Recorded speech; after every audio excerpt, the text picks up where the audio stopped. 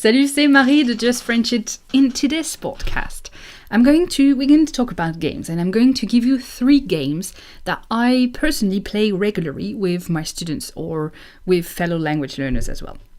Yes, games, because come on, who doesn't like to play, right? And games are actually a wonderful way to learn languages or to study languages or to practice languages. And there are a few reasons for that, and I would like to start by telling you why games are a good idea when it comes to language learning. First of all, it's fun. Yeah, right. If you are not having fun playing games, then they're probably not games, or you're just not into that, and you should probably stop listening to this particular podcast right now. And, having fun when you are learning languages is kind of crucial. At least it depends what kind of person you are. But to me, having fun is crucial. I cannot learn without having fun. So, if you do enjoy playing, and if you do have fun when playing games, then it's not only good for your motivation, but also for regularity, because some of the games that I'm going to present to you are addictive. Like, believe me, really addictive. Think about when you were a kid. It's exactly the same. There were plenty of educational games when you were a child. I know that because there was a lot of educational games when I was a child. And I'm sure that you loved to play them, even though they were what we call educational games, so they were teaching you something. And your parents were not probably as thrilled as you to play things like Uno or Trivial Pursuit for the 100th time in a row.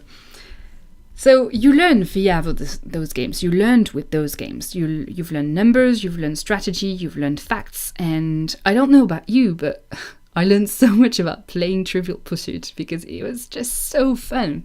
So if you take that to your language learning, then you're going to learn as well.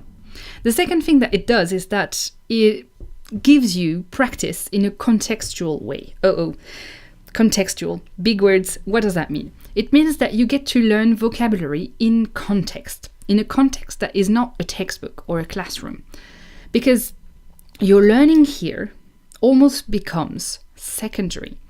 You were not realizing that you were learning when you played Uno or those crosswords, things that beeped a lot. Yeah, I'm a 90s kid. I got to play a lot with electronic toys and things that blipped and make noises. And my parents were not that happy about it. But anyway, cut short to that. Learning is not so important when you are playing this game. What's important to you was having fun, was doing it, right? So you are taking what a lot of people are not liking about learning, which is the actual learning. The boring part is the learning. We can argue in the comments about that, but yeah. You'll see that the games I'm going to present to you, the games that we're going to talk about, are actually games you could do in any language, that could even have fun with in your native language as well. And that's kind of important. The third thing that it does is that it forces the player or the players to speak and to at least understand what is being said.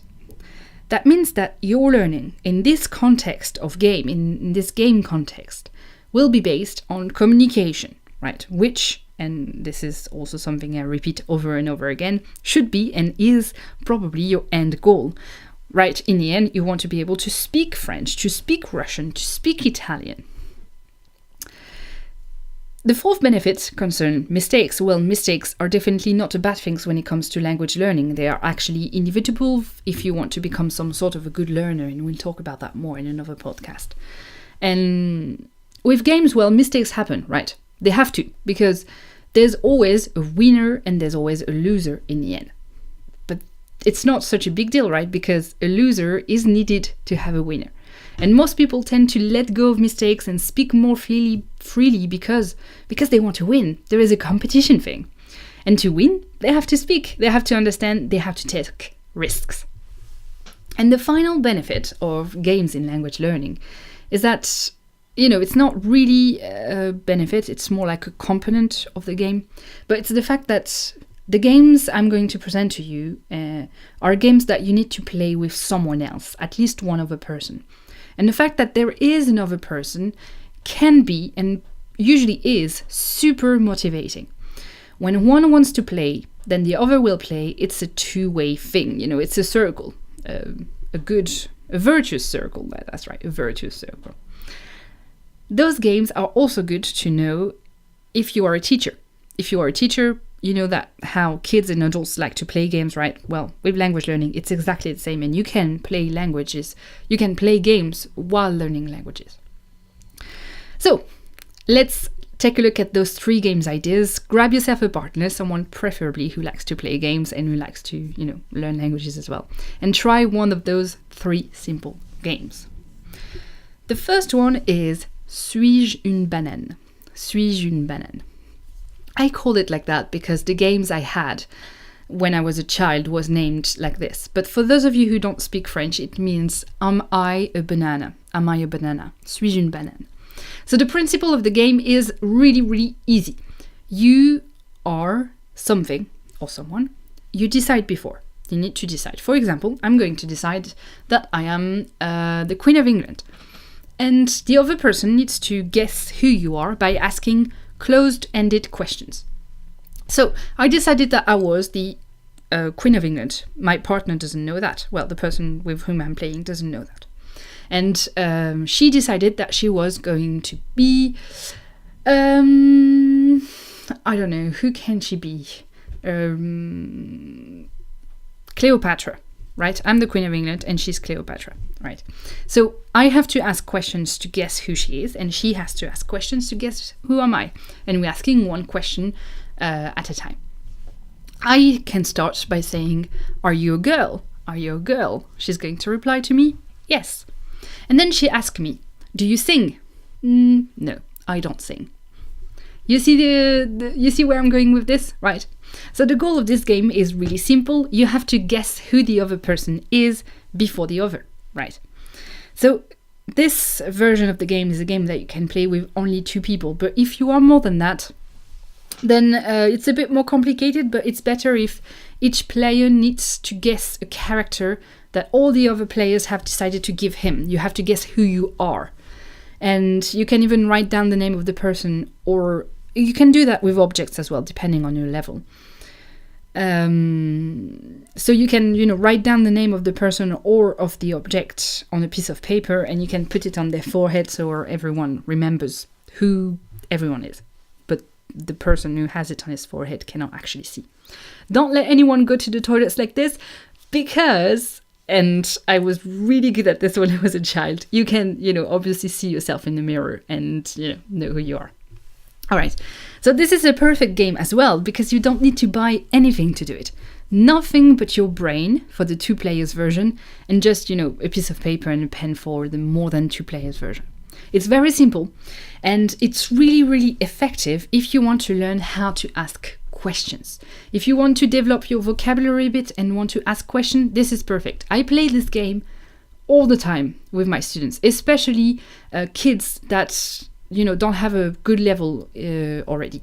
If you are a beginner or a beginner plus, this is really, really good, because you get to work on that reflex of asking a question. And bonus point for teachers, it's also a great way to test your students' cultural knowledge.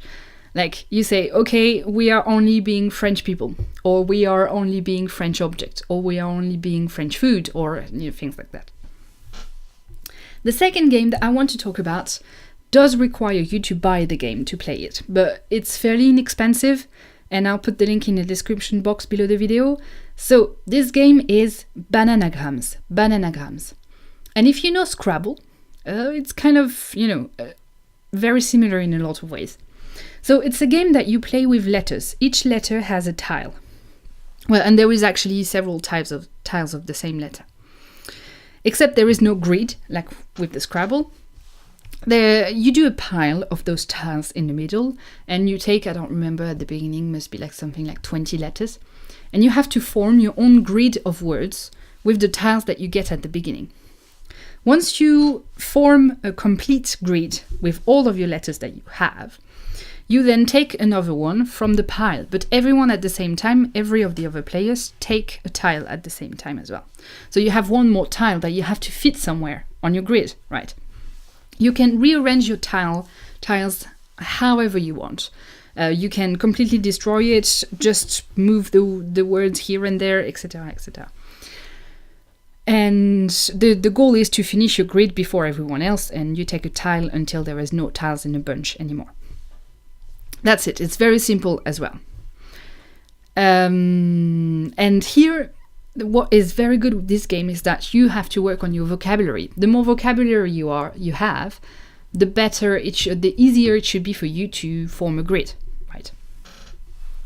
So the winner is the one who can put together a full grid when there's no letters left in the pack of letters. It's really, really, really good for vocabulary because you need to know how to spell the words and you need to find new words to fit your tiles as well. And it's really, really, really fun. The third game that I want to talk about is a super classic, and it is the Hangman. It's one game that you can do over and over and over and over again with any language, with anything really. It can also be, if you are a teacher, a cooperative activity for a class. It's quite fun to see students helping one another to, or telling the right answer in the ears of the one who need to say it out loud. It's really, really funny. But so the aim of the Hangman is very simple. You need to guess the word by suggesting letters to the master of the game. The master of the game draws a line for each letter at the beginning. For example, if my word is nature, then I am going to draw 6 lines because there are 6 letters. Then I ask for letter suggestions. For example, if I am playing with a class of students, someone might give me an A, and I'll put an A where it belongs. Then they give me an E, and I'll put the E where it belongs, right? Then they give me a B. Oh, wait, there's no B in nature. So next to the word, I'll draw the beginning of a hangman. For each wrong letter, I'll draw a bit more until the hangman is complete or until they guess all the letters of the word or the word itself. It's a really, really fun game to play as a class starter with a vocabulary word that the students saw before the class. Or, you could even ask a student to come with a word and you be the master. So there you go. You now have 3 games ideas to either spice up your classroom or to play with in your language learning with your language learning partner. If you have found this helpful, you should sign up for the private emails to be notified when I post new videos, articles, and podcasts. The link is in the description below the video, or you can go to justfrenchit.com and click on the emails. So try to play a game today or this week and see where it leads you, because playing is fun and learning languages should be fun. Bye bye!